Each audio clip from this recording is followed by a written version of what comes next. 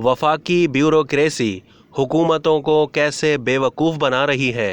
हुकूमती ओहदेदारों के लिए मोनेटाइजेशन पॉलिसी क्या है।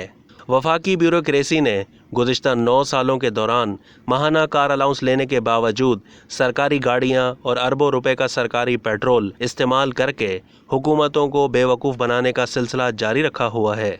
पीपल्स पार्टी के साबिक दौरे हुकूमत में उस वक्त के वज़ीर ख़जाना हफीज़ शेख ने सरकारी गाड़ियों की ख़रीदारी, मरम्मत और फ्यूल पर आने वाले अरबों रुपए के अखराजात कम करने के लिए मोनेटाइजेशन पॉलिसी मुतारिफ़ करवाई थी, जिसकी रोशनी में ग्रेड 20, 21 और 22 के अफसरान को बिल तरतीब कार अलाउंस की मद में माहाना 85,000, 95,000 और 1 लाख रुपए देने शुरू किए गए थे। तनख्वाह के साथ माहाना कार अलाउंस लेने के बावजूद ब्यूरोक्रेसी सरकारी गाड़ियों और सरकारी पेट्रोल से मुस्तफ़ीद होकर कौमी ख़जाने को सालाना अरबों रुपए का चूना लगा रही है।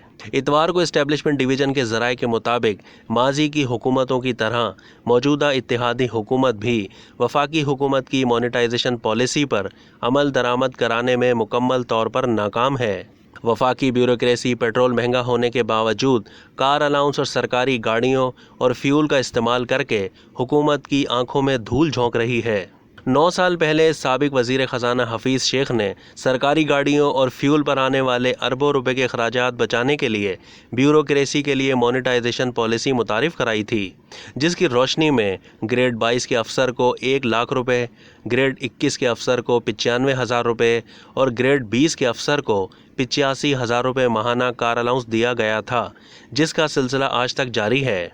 अब तक के लिए इतना ही। मज़ीद मालूमात के लिए डेली जंग के यूट्यूब चैनल को सब्सक्राइब करना ना भूलिए और फेसबुक के पेज को भी लाइक करना ना भूलिए।